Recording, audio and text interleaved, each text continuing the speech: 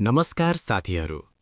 आज हामी कुरा गर्दैछौँ एउटा यस्तो रोगको जसले सुरुमा हल्का पेट दुखाइ जस्तो देखिन्छ तर लापरवाही गरियो भने ज्यान समेत जोखिममा पार्न सक्छ।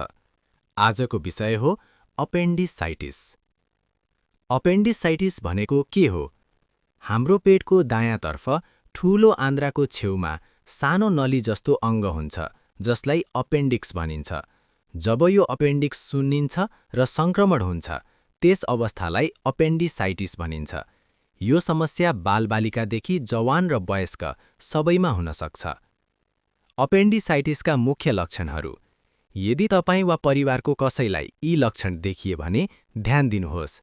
सुरुमा नाभि वरिपरि पेट दुखाइ हुन्छ। केही घण्टापछि दुखाइ दायाँ तल्लो पेटतर्फ सर्छ। वाकवाकी वा बान्ता, ज्वरो आउनु, खाना मन नलाग्नु, पेट थिच्दा झनै दुख्नु। सबैभन्दा खतरनाक कुरा, दुखाइ लगातार बढ्दै जानु। अपेन्डिसाइटिस किन खतरनाक हुन्छ? यदि समयमै उपचार भएन भने अपेन्डिक्स फुट्न सक्छ, जसले पेटभित्र सङ्क्रमण फैलाउँछ र ज्यान समेत जोखिममा पर्न सक्छ। त्यसैले पेट दुख्यो भनेर बेवास्ता नगर्नुहोस्। उपचार के हो?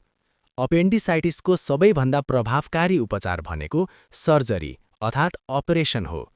डाक्टरले जाँच गरेपछि अपरेसन मार्फत अपेन्डिक्स हटाइन्छ।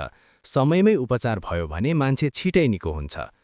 कहिले तुरन्त अस्पताल जाने? यदि पेट दुखाइ लगातार बढ्दैछ, ज्वरो र बान्ता भइरहेको छ, दायाँ तल्लो पेट धेरै दुखिरहेको छ, ढिलाइ नगरी अस्पताल जानुहोस्। साथीहरू, अपेन्डिसाइटिस सानो समस्या जस्तो देखिए पनि लापरवाही गर्दा ठूलो खतरा बन्न सक्छ।